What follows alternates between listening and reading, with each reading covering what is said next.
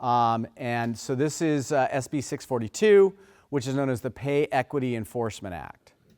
So the big thing that this does is it changes current law. Current law says that when you're required to provide pay information to employees, or if you have more than 15 employees, you have to put it on a job posting. Is everybody familiar with that? Okay, so there was this whole thing about, well, what kind of pay information do you have to put on there? And under the previous law, it was pretty much an expected scale, right? So what SB 642 says is that that pay scale that you were expected to pay for that position is not enough. It's redefining what you need to provide. Now you have to give a good faith estimate of the pay rate for the position that you are posting for or that you're hiring for. So now you can't just say, hey, we generally pay between $20 and $30 an hour for administrative assistants.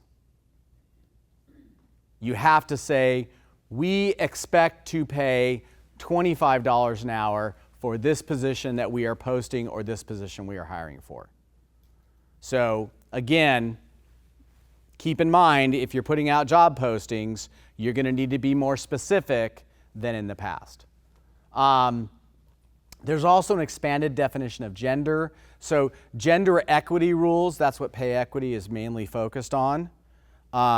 Used to be based on male or female. Now it's non-binary genders. So it crosses people who say they have no gender or anything like that. You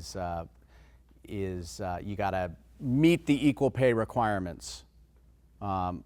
It's not just limited to you can't have men making more than women doing the same job.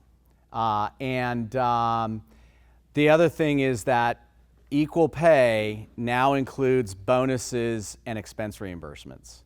So equal pay used to be based on wages, like straight wages. Now you can't have a situation where men get this level of bonus and women doing the same job get this level of bonus or this level of expense reimbursement. It's broadening the definition of wages. Speaking of wages, last thing, just to mention, it's January in a couple months, and of course that means the minimum wage is going up. The minimum wage is going up effective January 1st, and it will be $16.90 for all employers. More importantly, however, the exempt salary is going up. Every time the minimum wage goes up, the amount of salary you have to pay people for them to be considered exempt from the labor code goes up. So currently it's 68 and change, now it's going to over 70. So if you've got people that you're treating as exempt and you're paying them, I think it's 68,640, you're just right on the number, okay? You're going to have to look at increasing that if you want to keep them as exempt effective January 1.